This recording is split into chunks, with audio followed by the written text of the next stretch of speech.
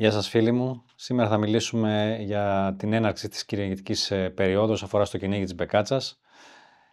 Είχαμε μια πολύ καλή έναρξη με αρκετές συναντήσεις στα ψηλά.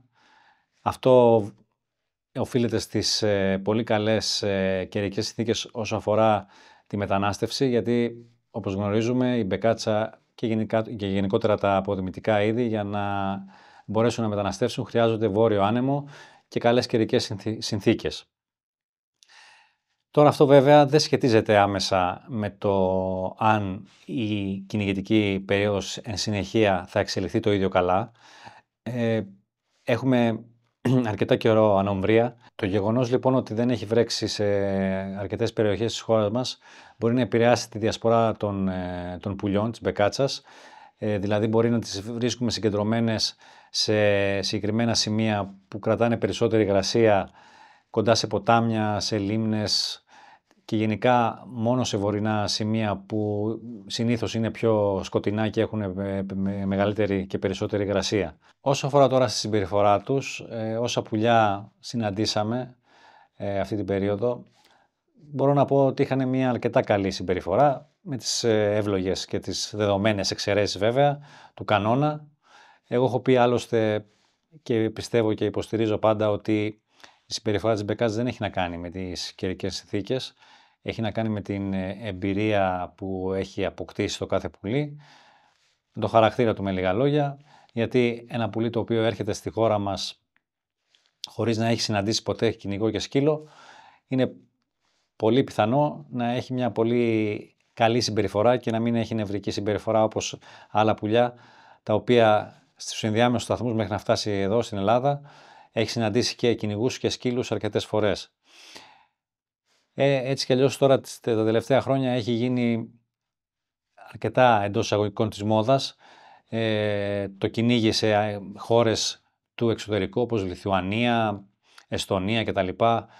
Και στα Βαλκάνια πιο κοντά σε εμάς βέβαια, όπου είναι ενδιάμεση σταθμοί των πουλιών. Άρα θέλω να πω με αυτό ότι κυνηγούνται και πριν φτάσουν στη χώρα μας, οπότε είναι λογικό κάποια πουλιά να έχουν μια έτσι έντονα νευρική συμπεριφορά. Συγκριτικά λοιπόν με τις προηγούμενες κυνηγητικές περιόδους, τις προηγούμενες χρονιές, φέτος είχαμε μια πολύ καλή έναρξη, μια πολύ καλή περίοδο στις πρώιμες, όπως συνηθίζουμε να τις ονομάζουμε, τις μπεκάτσες που έρχονται από τα μέσα Οκτωβρίου και μετά. Και όπως είπα και στην αρχή, αυτό οφείλεται σε μεγάλο βαθμό στο ότι την περίοδο αυτή που έπρεπε να υπάρχουν οι κατάλληλες καιρικές συνθήκες, δηλαδή βόρεια άνεμοι και καλές καιρικές συνθήκες, όντως είχαμε καλές καιρικές συνθήκες, οπότε ευνόησε σε πολύ μεγαλύτερο βαθμό τις μπεκάτσες να μεταναστεύσουν. Ας μην ξεχνάμε ότι πολλές προηγούμενες χρονιές τέτοια περίοδο είχαμε νοτιάδες, οπότε η μετανάστευση ήταν πολύ μικρότερη και τα πουλιά περίμεναν μια έντονη αλλαγή του καιρού προς το χειρότερο, με κακές καιρικές συνθήκες και έντονο κρύο και πάγου, ούτως ώστε να μετακινηθούν και να έρθουν προς τη χώρα μας. Δεδομένο είναι ότι τα πουλιά που έρχονται πρώιμα στην Ελλάδα δεν σημαίνει ότι θα μείνουν κιόλας. Συνήθως, ειδικά αυτά που μπαίνουν στα μεγάλα υψόμετρα, στα έλατα, στις οξιές και στη Μαύρη Πεύκη, χρησιμοποιούν τη χώρα μας ως ενδιάμεσο σταθμό για να μετακινηθούν νοτιότερα. Έχουμε πει και παλιότερα ότι η μπεκάτσα, αυτή που έρχεται πρώιμα στη χώρα μας, δεν σημαίνει ότι επειδή τη χρησιμοποιήσει ως ενδιάμεσο σταθμό θα μείνει και εδώ για να διαχυμάσει.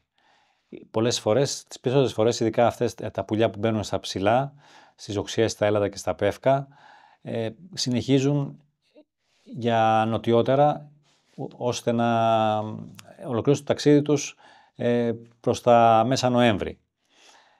Αργότερα θα έρθουν πουλιά που έρχονται κατευθείαν στην χώρα μας για να μείνουν, να διαχυμάσουν εδώ, και αυτό θα επηρεάσει την εγκατάστασή τους σε ένα μεγάλο βαθμό, το έδαφος και η προετοιμασία του που έχει γίνει μέσω των βροχών.